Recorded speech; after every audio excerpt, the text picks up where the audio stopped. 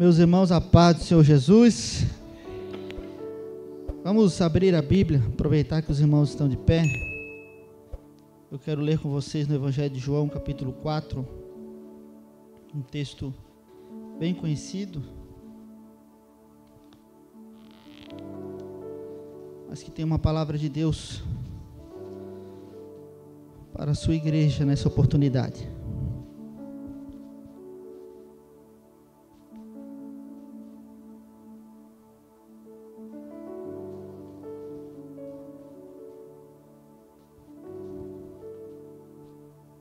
Os irmãos encontraram? Eu vou ler alguns versículos. Esse texto ele é bem conhecido, mas vamos ler alguns versículos aqui. Eu ia ler apenas três, mas vamos ler desde o versículo 4, ok? Entretanto, era-lhe necessário atravessar por Samaria. Assim, chegou a uma cidade de Samaria chamada Sicar, perto das terras que Jacó dera a seu filho José. Havia ali a fonte de Jacó. Jesus, todavia cansado da viagem, sentou-se à beira do poço. Isso aconteceu por volta da hora sexta. Nisso, uma mulher de Samaria veio tirar água. Pediu-lhe Jesus: dá-me um pouco de água para beber? Pois seus discípulos haviam ido à cidade comprar alimentos. Então lhe respondeu a mulher de Samaria: como sendo tu judeu, pedes de beber a mim, uma mulher samaritana? Pois os judeus não se relacionam bem com os samaritanos. Jesus respondeu a ela: se conhecesses o dom de Deus, e quem é o que te pede, dá-me de beber, tu lhe pedirias, e ele te daria água viva. Indagou-lhe a mulher: Senhor, tu não tens com que pegar água, e o poço é fundo. Onde tu podes conseguir essa água viva? Acaso tu és maior do que o nosso pai Jacó, que nos deu o poço, do qual ele mesmo bebeu, e bem assim seus filhos e seu gado? Jesus afirmou-lhe: quem beber desta água terá sede outra vez. Aquele, porém, que beber da água que eu lhe der, nunca mais terá sede. Ao contrário, a água que eu lhe der, tornar-se-á nele uma fonte de água jorrando para a vida eterna. A mulher lhe pediu: Senhor, dá-me dessa água para que eu não tenha mais sede, nem preciso voltar aqui para tirar água. Pediu-lhe Jesus: vai, chama teu marido e volta aqui. Confessou-lhe a mulher: não tenho marido.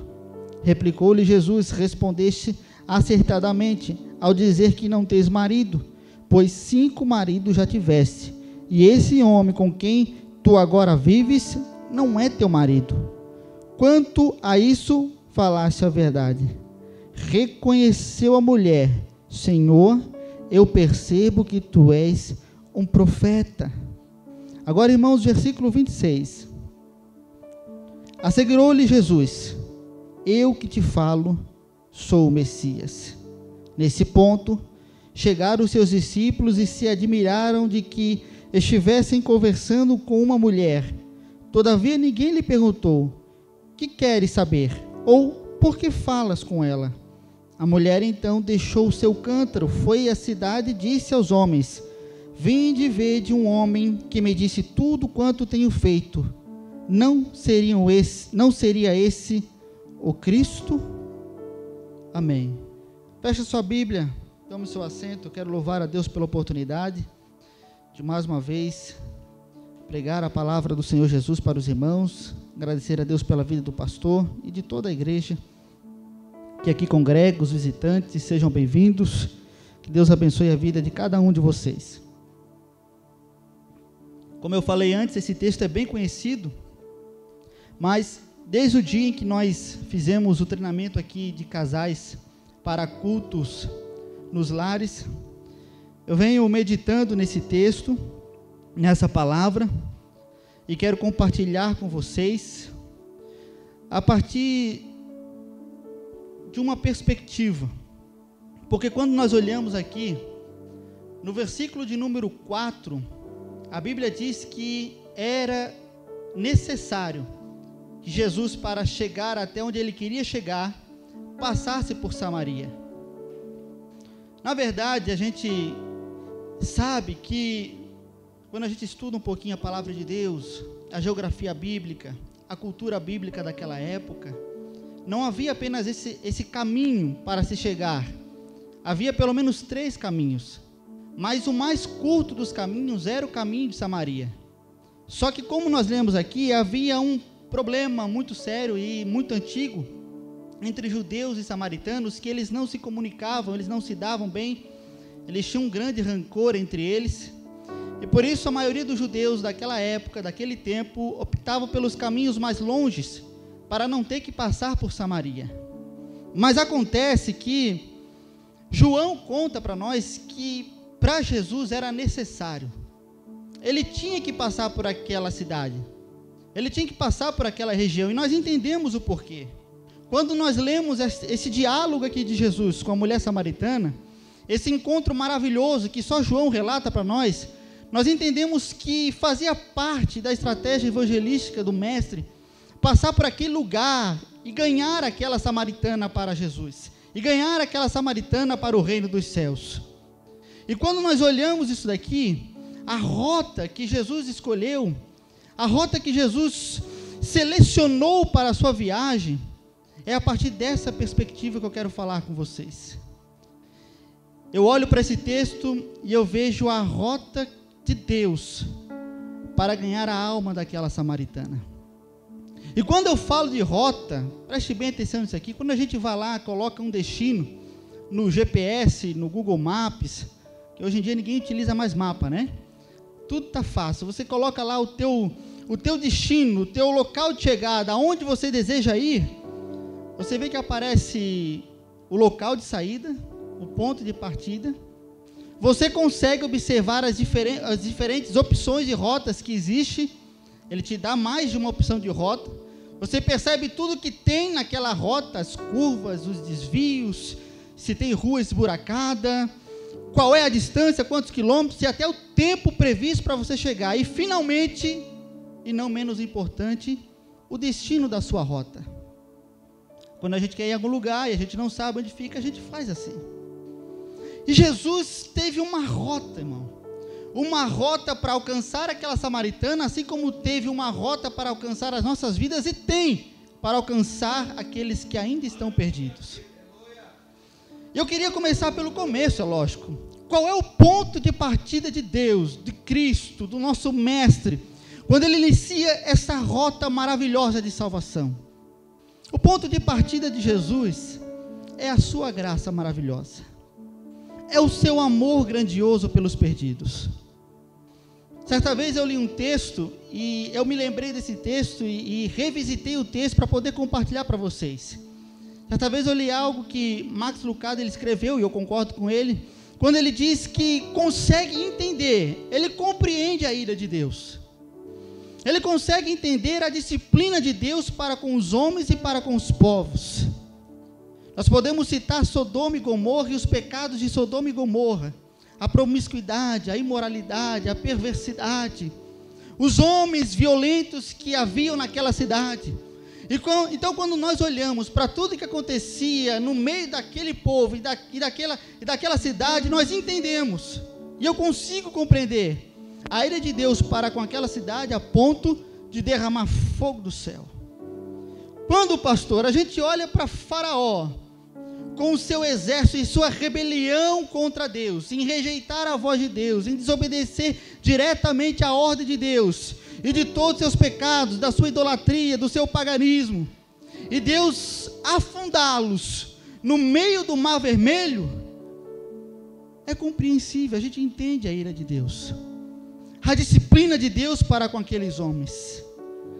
Mas Max Lucado fala algo, e eu também concordo com ele quando ele diz, a ira de Deus a gente compreende, a gente até consegue entender a disciplina de Deus, mas e a graça do Senhor? Porque a graça de Deus, ela não tem lógica.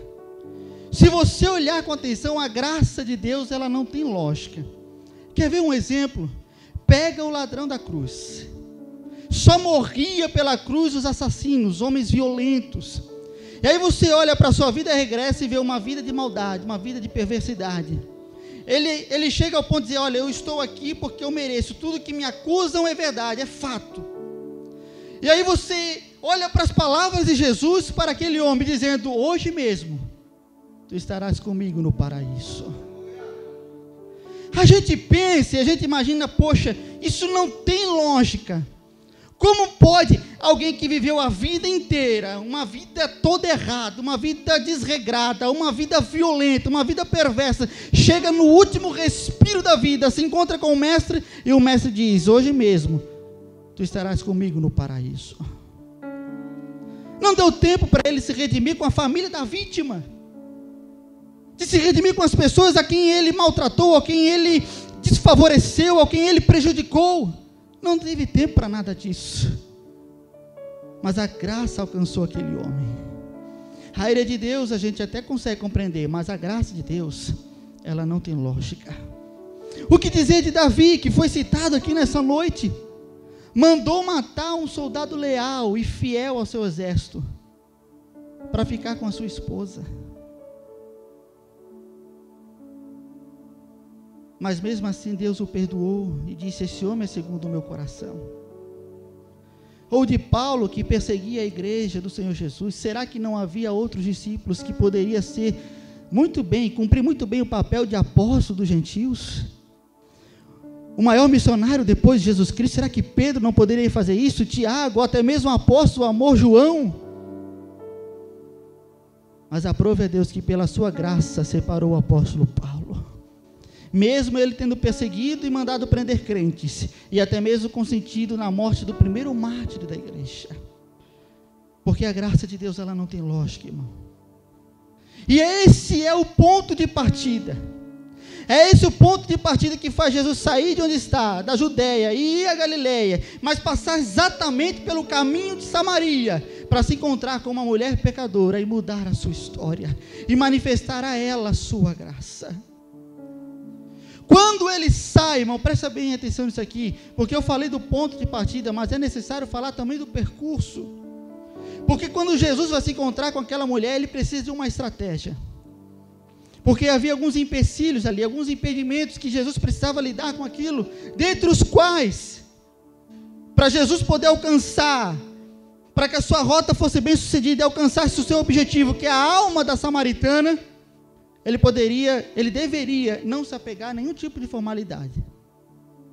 Por que isso? Porque ela era uma mulher, e judeu não fala em público com nenhuma mulher, nem mesmo com a sua própria esposa, para você ter ideia, naquela época, Jesus não poderia se apegar às formalidades, Jesus teria que ultrapassar as questões de cunho racial, étnico e religioso, porque a Bíblia chega a citar aqui, se a gente estudar mais a fundo, a gente sabe que havia um problema ali muito sério, de preconceito de judeus para com os samaritanos, porque os samaritanos eram um povo misturado, e os judeus tinham um certo preconceito com isso.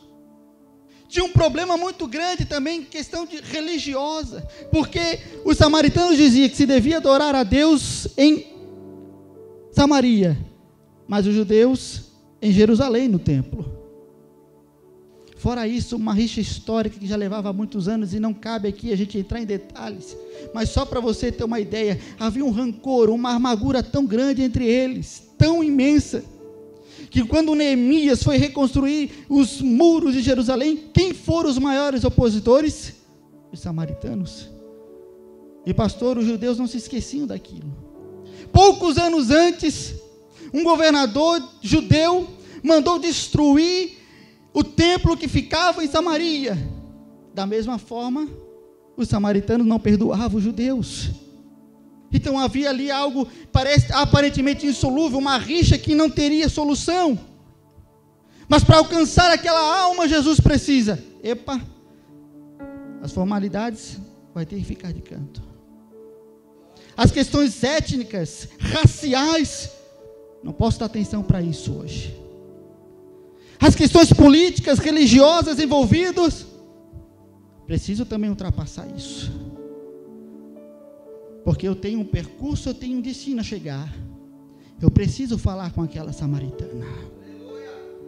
Bom, isso acontece também, escute bem o que eu vou dizer, isso acontece também com a gente. Porque às vezes a gente pensa, a gente está num nível, numa situação, não, a gente está bem, estamos dentro da igreja, estamos salvos, graças a Deus por isso. Glória a Deus por isso, glória a Deus pela sua vida. Mas assim como Jesus fez lá atrás, Ele faz até hoje. Ele sai de onde está, Ele pega um percurso cheio de impedimentos, para alcançar uma alma. Olha, irmão, quando a gente olha, o pastor estava aqui, a gente está no carnaval, e na verdade, quando eu escuto alguém falar assim, eu entendo quando fala, que bom que está chovendo, que bom que chova muito mesmo. Eu até fico um pouco receoso, antes eu não ficava, mas agora eu fico mais receoso. A gente vai lendo a Bíblia, a gente vai entendendo. Porque se eles são capazes, apesar de com chuva torrencial, tempo ruim, pular e dançar a festa da carne, irmão, será que isso não vai agravar o juízo diante de Deus? Será que isso não faz com que as coisas fiquem piores para o lado deles? Quando a gente olha para tudo que a gente está vendo, o que o homem foi capaz até o dia de hoje, irmão, podemos começar lá pela Bíblia, quando Herodes mandou matar as criancinhas, que coisa terrível, tudo para calar a voz do Messias. O que o homem já provocou ao longo de toda a sua história é terrível, meu irmão. O homem provocou guerras. Só no século XX, as duas maiores guerras do mundo, que a história já viu, mais de 50 milhões de pessoas morreram em combate. Fora crianças inocentes. O Holocausto, que matou mais de 6 milhões de pessoas.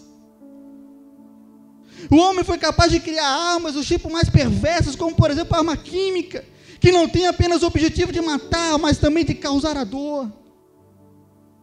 O que não dizer dos dias atuais, onde uma palavrinha aí, que hoje está na moda, aborto, é normal, e as crianças estão sendo assassinadas aos montes pelo mundo afora.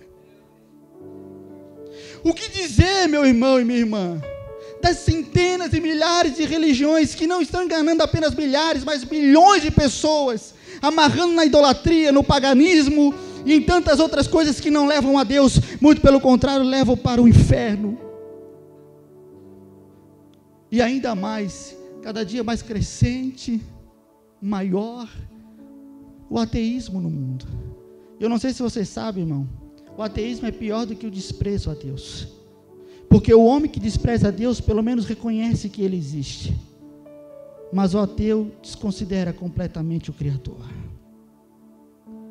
E agora, quando eu olho para tudo isso, irmão, e olho para o Cristo que nós servimos, que veio na cruz, que saiu do ponto de partida da sua graça, o seu amor, que é coisa inexplicável, e atravessa os céus para descer na terra, para morrer no Gólgota. Eu vejo Cristo atravessando a rua, olhando para tudo isso, mas mesmo assim para salvar a raça humana. E o mesmo Cristo que fez isso lá atrás, continua fazendo isso hoje, atravessando a rua, pegando percursos que nenhum de nós talvez nunca pegaríamos, tudo isso para alcançar a alma de alguém, para salvar alguém que está perdido. Quando eu olho para isso, para a capacidade maravilhosa de Deus, e de pegar percursos desse jeito, meu coração se alegra, eu começo a dizer: quem sou eu para que dele se lembre? O salmista dizia: quem é o homem para que Deus dele se lembre?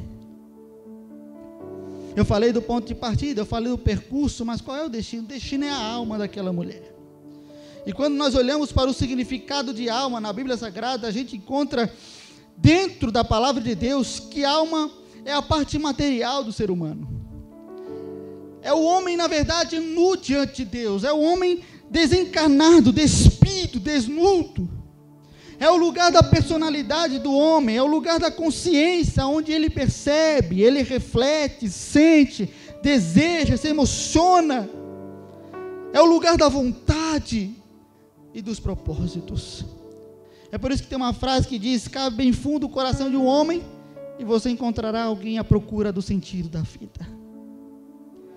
Esta é a alma do ser humano.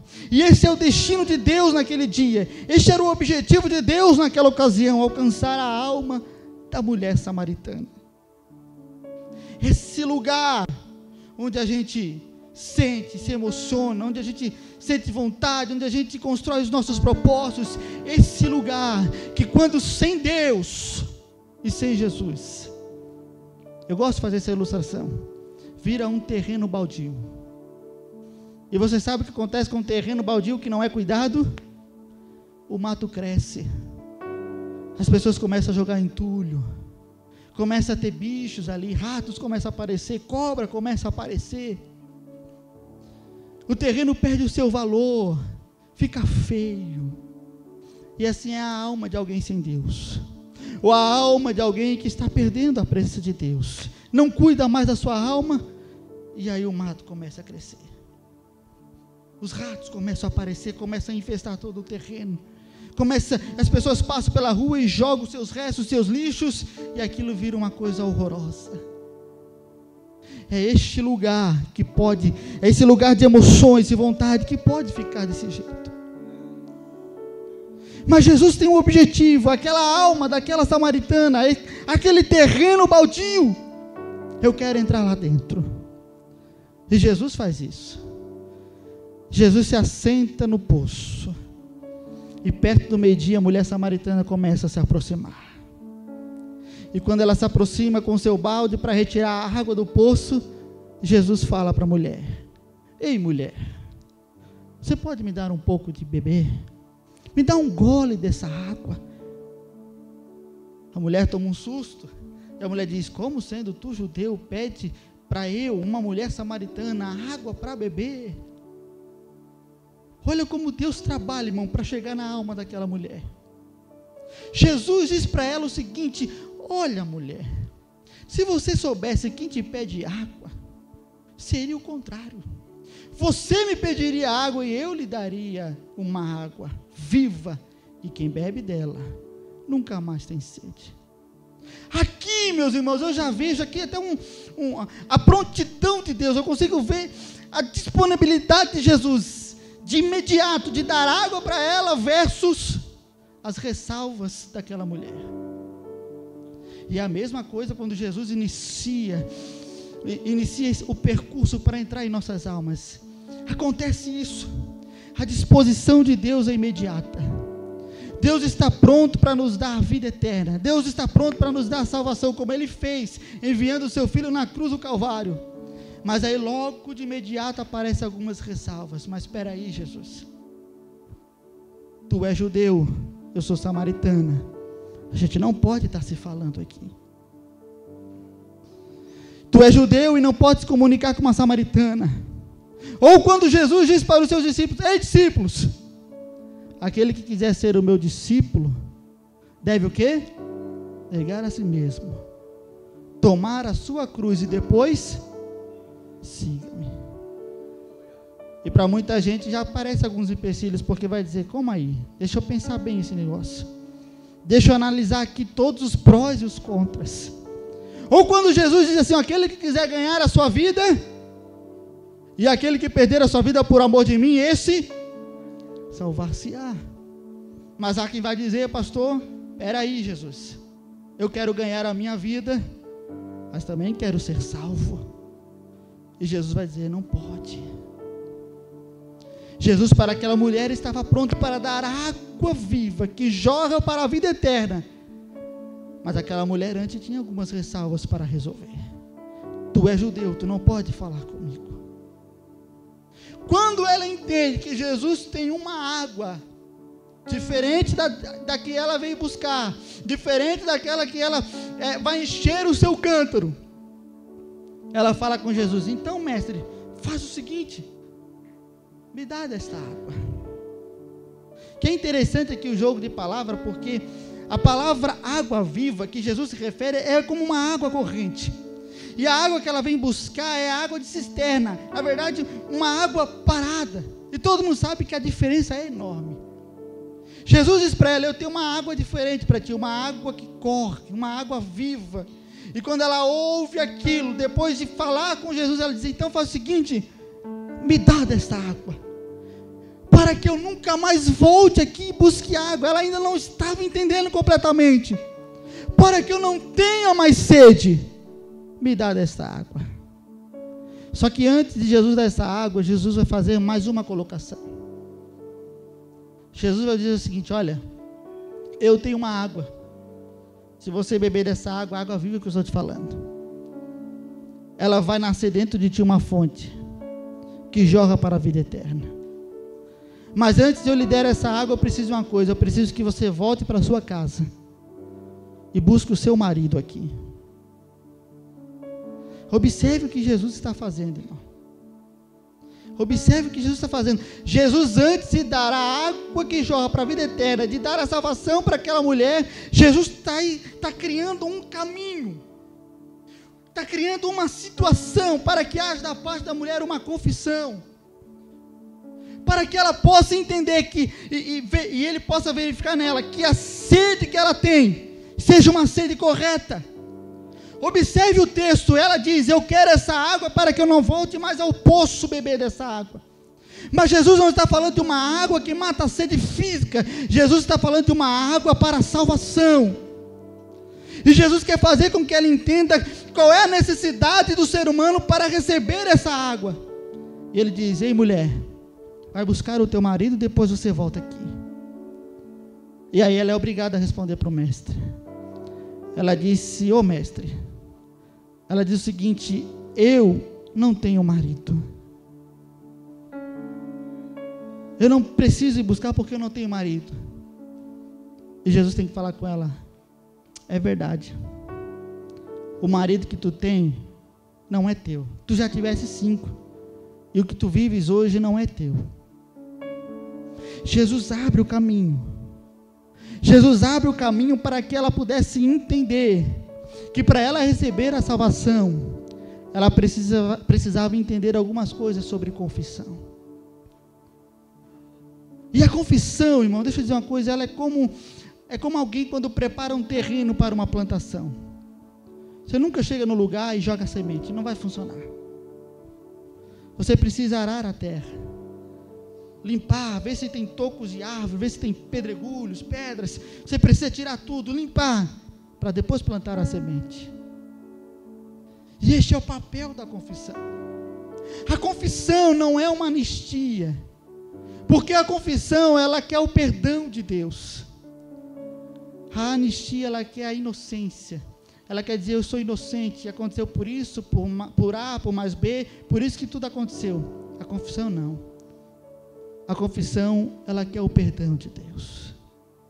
Enquanto o homem, enquanto o ser humano não entende a necessidade, e não percebe, e não sente a convicção de que o seu estado, de que a sua situação precisa de um remédio chamado graça, de um remédio chamado salvação, de um remédio chamado amor de Deus, enquanto ela não se reconhece como alguém doente, enfermo, espiritualmente falando, ela não está pronta para receber a água que jorra para a vida eterna. Escute bem o que eu vou lhe dizer: o pecado, irmão, é o que assassina a nossa alma. O pecado é o assassino de muitas almas. Ele é como uma tesoura que corta na haste de uma flor. Você já viu isso? Quem aqui já preparou um buquê de rosa para sua esposa? Você vai lá, você corta as flores, as rosas, e você entrega, e elas continuam bonitas. Não é assim? Mas ela vai voltar a viver? Não. Você pode pegar a flor ainda bonita e tentar enterrar de novo, e adubar aquela flor, e colocar água, e o que vai acontecer com a flor? Ela vai murchar. Por quê? Porque ela está morta. Você pode tentar colar, botar uma cola, um super bonde, passar um durex, não vai adiantar nada. Uma vez cortado da fonte, ela está morta. Então, enquanto o homem não entende que assim é ele, uma vez em um estado de pecador, nessa situação, longe de Deus, sem a graça de Jesus, sem a presença de Deus, ele não pode reviver a si mesmo. ele não pode alcançar salvação, ele não pode alcançar vida, ele não pode alcançar cura para a sua alma, ele não pode sarar as suas feridas, mas graças a Deus, que veio o nosso Jesus e diz: ainda que esteja morto, viverá. Ainda que esteja morto, viverá. Quando a mulher percebe o seu estado, que ela é uma pecadora, os pecados que ela estava cometendo, quando ela consegue entender, porque Jesus preparou o caminho para ela entender, quando ela consegue compreender, aí Jesus pode dar a ela fonte de água, que jorra para a vida eterna. E quando aquela mulher recebe aquela fonte de água, a Bíblia diz que ela sai imediatamente com pressa da presença do Mestre. Ela vai ter a cidade, ela comunica a todos os moradores daquela cidade, e preste bem atenção no que eu vou lhe dizer aqui. Para ela chegar a este nível, teve um processo. Observe o texto. Primeiro Jesus pede para ela o quê? Água. Depois oferece para ela o quê? Água viva. E por último, uma fonte que jorra para a vida eterna. A salvação na vida daquela mulher, pastor, foi progressiva. Foi de passo em passo. Ela teve que entender, ela teve que compreender.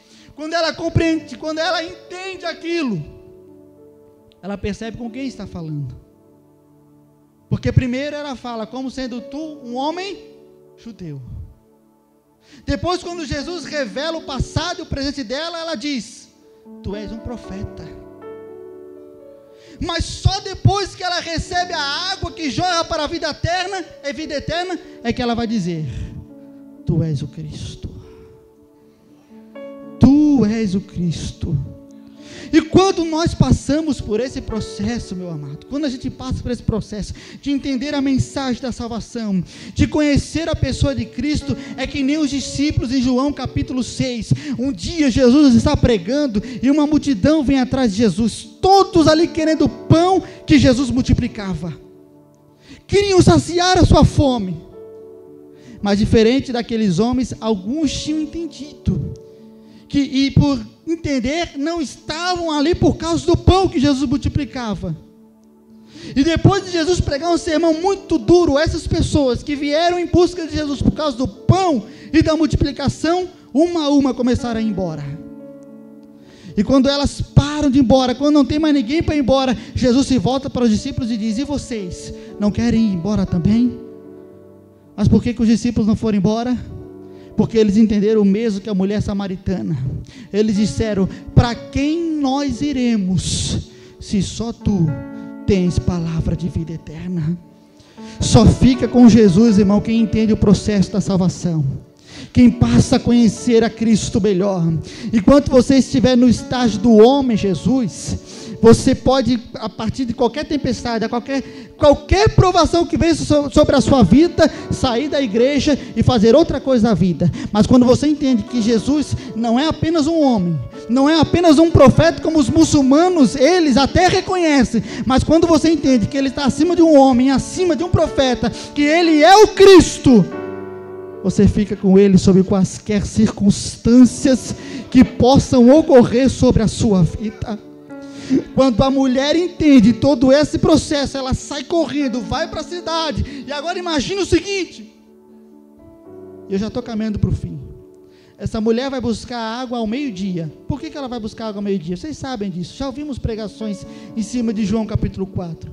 Ela vai buscar água ao meio-dia porque ela tem vergonha das pessoas, dos dedos apontados, dos maus olhares, das acusações, das fofocas. Ela evita a multidão e vai quando não vai poucas pessoas, meio-dia. Ela vai no pior horário buscar água, onde a água está quente, o sol está ardendo, mas para evitar as pessoas ela vai ao meio-dia. Agora, de repente, depois que a mulher samaritana, tímida e com vergonha dos olhares e dos dedos apontados sobre ela, recebe a água viva, a fonte que jorra para a vida eterna, o que ela faz? Ela sai dali, pastor, e vai anunciar a toda a cidade. A toda a cidade ela começa a anunciar: ei, venham cá, eu conheci o Cristo. Eu conheci aquele que falou do meu passado, que falou do meu presente, e me deu algo que eu não consigo nem explicar. Então, por favor, venham, saiam de onde estão e venham conhecer o Mestre. Porque a pessoa, quando recebe a salvação, quando ela entende, ela conhece a pessoa de Cristo, irmão, ela pode ser a pessoa mais tímida do mundo, ela pode ter todos os seus defeitos, ela pode ser envergonhada, mas algo maior do que ela passa a habitar dentro dela.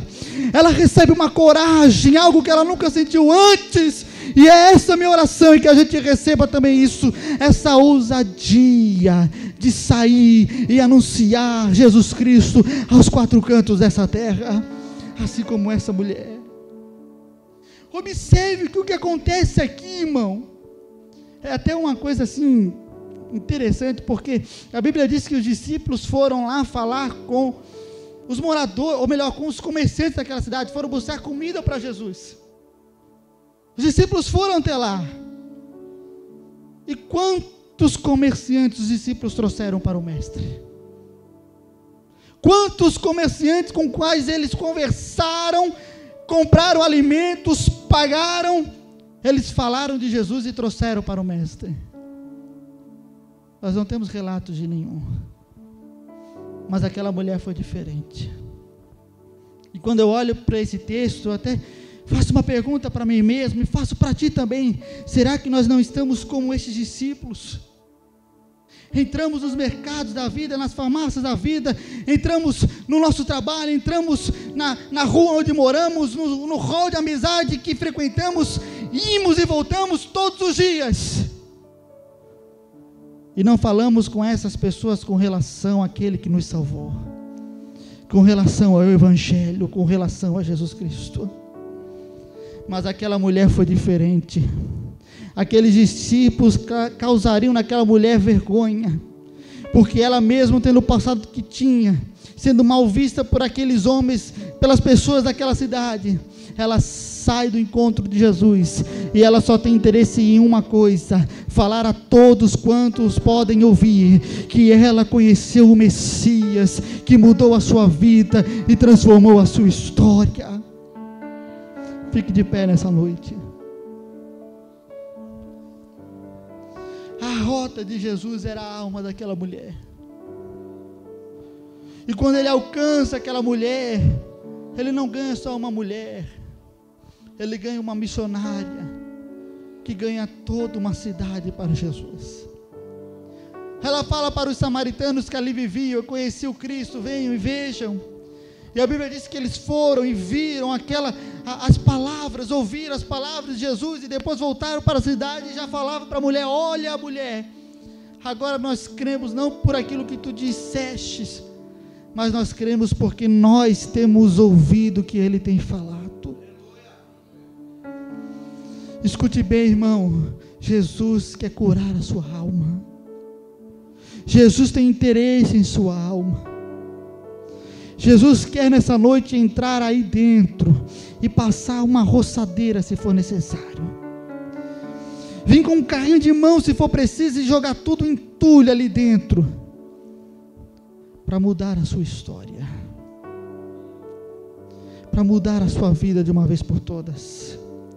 Quando aquela mulher que foi com cântaro, olha que coisa linda, foi com cântaro para encher de água, deixa o cântaro ali e vai correndo para a sua cidade, é como que ela dissesse: ei, esse cântaro não preciso mais, esse cântaro aqui significa o meu modo antigo de vida, mas agora que eu fui saciada, agora que eu encontrei a fonte de água viva, eu não preciso mais disso, porque eu tenho uma vida nova. Se a tua alma, irmão, não foi curada ainda, é impossível você viver uma vida nova. Algumas pessoas precisam e ficam por um longo período de tempo com o seu cântaro, com as coisas que o impedem de realmente saciar a sua sede de Deus. Mas quando Jesus entra na sua alma, quando Jesus entra e começa a mudar, e começa a transformar. Quando você entende qual é o teu estado, você tem convicção do pecado, você confessa, você se arrepende e você recebe a fonte que joga para a vida eterna, aí sim, você pode largar o cântaro e viver uma vida nova em Cristo Jesus. Você pode fazer como aquela mulher, se levantar e anunciar a Jesus para todos aqueles que estão perdidos, porque ninguém, nem o inimigo da sua alma, pode apontar o dedo para dizer para você: fique quieto, fique calada, não fale, não se levante, não faça obra, não se comprometa, não se envolva. Ele não pode dizer isso, porque uma vez que Jesus entra no seu coração e você se arrepende dos seus pecados, você é uma nova criatura, e está escrito aqui, irmão, nesse livro de Deus, na palavra do Senhor, que nenhuma condenação há para aqueles que estão em Cristo Jesus. Eu quero orar pela sua vida. Tem alguém aqui nessa noite que quer entregar sua vida para Jesus, que ouviu essa palavra e quer mudar completamente de rumo? Jesus veio na terra para te salvar, para buscar a sua alma, como ela está agora, suja, abandonada. Jesus veio para te salvar, para entrar aí, onde ninguém consegue, e fazer uma nova vida. Tem alguém nessa noite que quer entregar sua vida para Jesus? Levante a sua mão, quero orar por você. Aleluia. Eu quero orar pela sua alma. Vem aqui na frente. Quem está sentindo uma angústia dentro de si, sabe que tem algumas coisas que precisam ser limpas, purificadas, e precisa da ajuda do mestre. Eu quero orar por você. Vem aqui na frente. Quero orar pela sua vida. O conjunto vai louvar a Deus, e nós vamos orar por você. Oh, Espírito Santo de Deus, vai trabalhando, Espírito Santo. Vai trabalhando, Espírito Santo. Aleluia. Aleluia. Segura um pouquinho, segura. Aleluia. Aleluia. Tem mais alguém? Jesus falou: se você soubesse que te pede água, é você que pediria. É você que pediria. Escute, Jesus é satisfeito nele mesmo. Não tem nada que você faça, que eu faça, que vai deixá-lo ele mais satisfeito ou menos satisfeito. Ele é completo. Quem não é completo somos nós. Quem tem problemas, quem tem necessidade, não é Deus, é você. Então, se você quer receber a cura, se você quer receber uma vida nova, você quer ser transformado, você precisa passar pelo que a mulher passou. Você precisa passar pela confissão.